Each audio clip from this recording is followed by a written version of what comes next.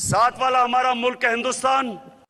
मैं आज हिंदुस्तान को दाद देता हूं, इन्होंने हमेशा आजाद फॉरेन पॉलिसी रखी। आज हिंदुस्तान उनके साथ मिला हुआ है, उनका अलायंस है। क्वाड के अंदर अमेरिका का अलायंस की हुई है और अपने आप को वो कहता है मैं न्यूट्रल हूं। रूस से तेल मंगवा रहा है जबकि सैंक्शंस लगी हुई हैं, क्योंकि हिंदुस्तान की पॉलिसी अपने लोगों की बेहतरी के लिए है। तो बड़ी हैरानगी की बात है कि वो इमरान खान साहब जो सारा टाइम जो है वो नरेंद्र मोदी साहब को जो है वो और भारत के बाहर इधर उधर की बातें करते रहे, वो भारत की आजाद खारजा पॉलिसी के हक में बात कर रहे हैं कि जी वो जो भारतीय वो बड़ी प्रोएक्टिव हैं, लेकिन हम उस तरह काम नहीं कर रहे। आप किसी के साथ भी कंपेयर कर, ये अनफेयर था प्राइम मिनिस्टर की तरफ से। उनको इंडिया के साथ कंपेयर नहीं करना चाहिए। उसने कितनी शर्मिंदगी उठवाई है पूरे पाकिस्तान को, पूरी दुनिया के अंदर और भारत के अंदर जिस तरह इसको प्रमोट किया जा रहा है, इसका कौन जवाब देगा?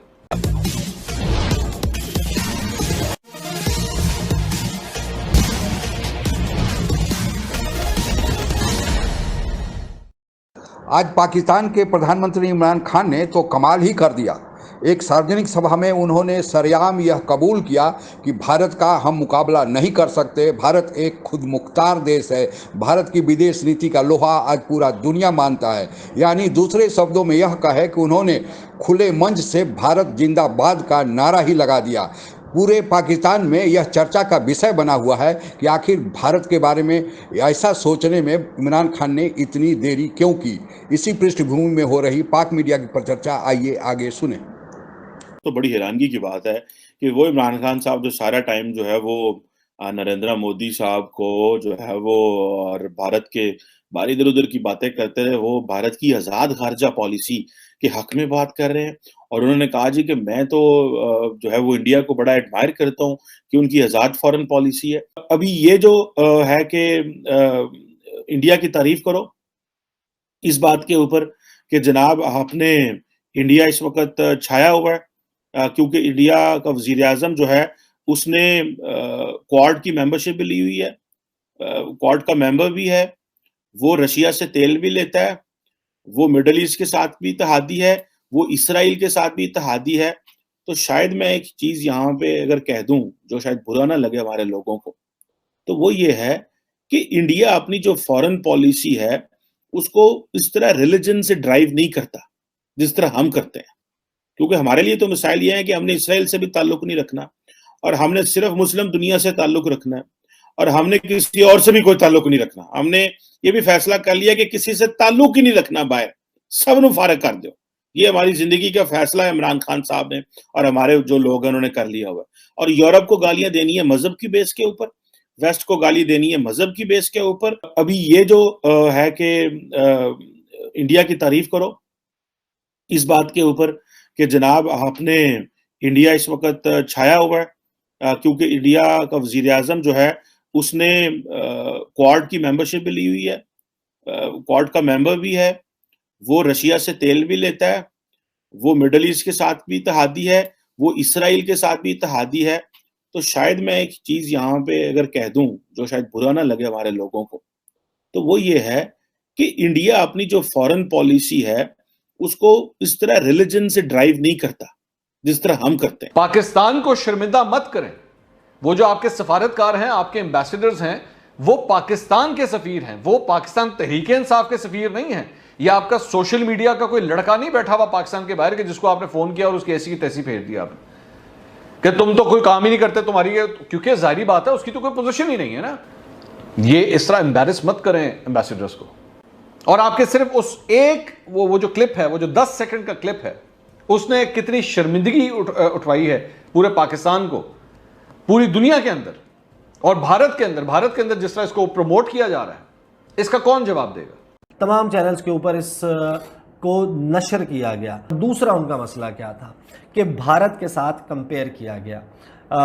वो ये कहते हैं कि हमें आप किसी के साथ भी कंपेयर कर लें, हमारा मवाजना किसी से भी कर लें, लेकिन जब आप भारत के साथ हमारा मवाजना करेंगे, उनकी डिप्लोमेसी, इकोनॉमिक डिप्लोमेसी कैसी है, ये वो 2 पॉइंट्स हैं जिसके ऊपर सबसे ज़्यादा रिजेंटमेंट है कि एक एडिटेड फॉर्म में वज़ीर आज़म का खिताब क्यों नशर हुआ और दूसरा भारत वाला।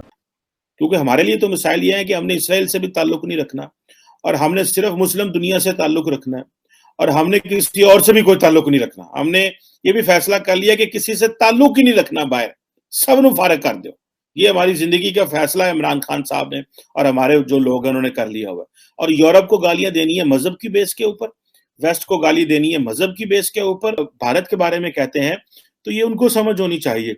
अगर नरेंद्र मोदी साहब अपने मजहब का इस्तेमाल करते हैं तो वो डोमेस्टिक पॉलिटिक्स करते हैं, वो अपनी डोमेस्टिकली गेम करते हैं, जो डोमेस्टिकली अपनी यूनिटी बॉन्ड के लिए, वो उनका एक जाती मसला है।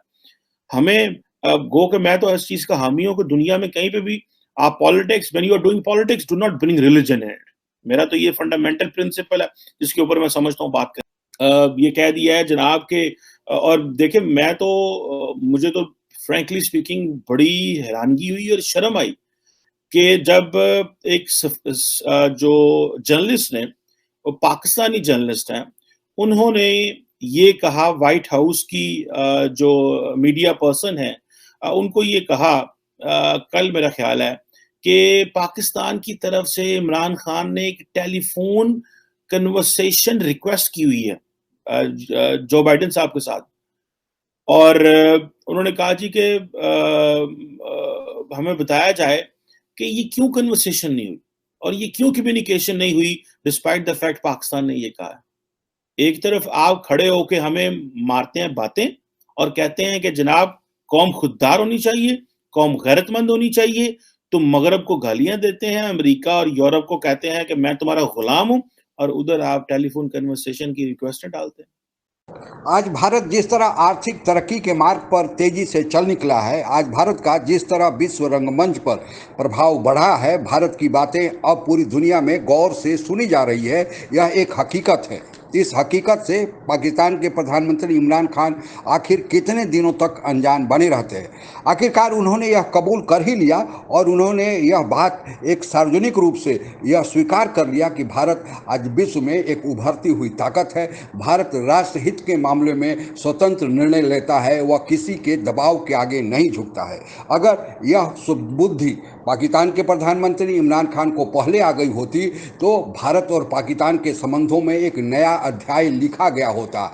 पहले यह होता था कि पाकिस्तानी सेना भारत का विरोधी रहती थी और वहाँ के जो नेता थे या जो राजनीतिक रूप से शीर्ष पर बैठे रहते थे वे भारत के प्रति सहानुभूति रखते थे, जैसा कि नवाज शरीफ के बारे में कहा जाता है और देखा भी गया है कि वे भारत से संबंधों को सुधारना चाहते थे। लेकिन उस समय के तत्कालीन सेना प्रमुख जनरल मुशर्रफ ने कारगिल करके नवाज शरीफ के सारे किए कराए पर पानी फेर दिया, और फिर जब नवाज शरीफ को हटाकर खुद ही वहाँ के शासक बन गए तो खुद नवाज शरीफ ने जो शुरू किया था वही मुशर्रफ ने भारत के साथ अच्छे संबंधों की बात आगे बढ़ाई। लेकिन अब की बार जो इमरान खान सरकार में आए हैं, प्रधानमंत्री बने हैं, यहाँ उल्टा ही हो रहा है। पाकिस्तान के सेना प्रमुख जनरल बाजवा भारत से अच्छे संबंधों के हामी हैं। उन्होंने तो यहाँ तक कह दिया कि भारत के साथ बिना व्यापार किए पाकिस्तान का चारा ही नहीं है, और यही नहीं, उन्होंने भारत के साथ एक खुफिया मुलाकातें कराकर भारत के साथ सीमा पर, पाकिस्तान के साथ जो सीमा लगती है उस पर शांति स्थापित भी करा लिया। लेकिन इमरान खान अपने पर अड़े रहे और इसी अड़ियल रवैये के कारण प्रधानमंत्री मोदी ने उन्हें इग्नोर करना शुरू किया, तो पाकिस्तान के प्रधानमंत्री इमरान खान और भड़क गए। अगर उन्हें प्रधानमंत्री मोदी के बारे में, भारत के बारे में अगर यह पहले बात सोच लेना चाहिए था कि भारत आज एक उभरती हुई ताकत है, इसे पाकिस्तान पड़ोसी होने के नाते इग्नोर नहीं कर सकता है। खैर देर से ही सही पाकिस्तान के प्रधानमंत्री इमरान खान को यह सद्बुद्धि आई है, लेकिन अब देर इतना हो चुका है कि पाकिस्तान के प्रधानमंत्री की कुर्सी खुद ही खतरे में पड़ी हुई है। वहाँ पर इनके खिलाफ संसद में अविश्वास प्रस्ताव आ गया है। अब केवल चंद दिनों की बात है कि वे कुर्सी से बेदखल हो जा रहे हैं, तो अब तो इनके पास कोई वक्त बचा ही नहीं है। लेकिन आने वाले लोग, पाकिस्तान के प्रधानमंत्री ने जो कहा है कि भारत एक उभरती हुई ताकत है, वह राष्ट्रहित के मामले में किसी से झुकता नहीं है और वह अपनी सर्वप्रभुता को अक्षुण्ण बनाए रखने के लिए हर संभव प्रयास करता है। इसी पृष्ठभूमि में, इसी को देखते हुए आगे भारत के साथ अपने संबंधों को बढ़ाएंगे। आज के लिए बस इतना ही। जय हिंद। आप अगर हमसे जुड़ा रहना चाहते हैं तो कृपया मेरे चैनल को सब्सक्राइब करें तथा बेल आइकन भी दबा दें ताकि नई वीडियो की जानकारी तुरंत आप तक पहुंच जाए। धन्यवाद। जय हिंद।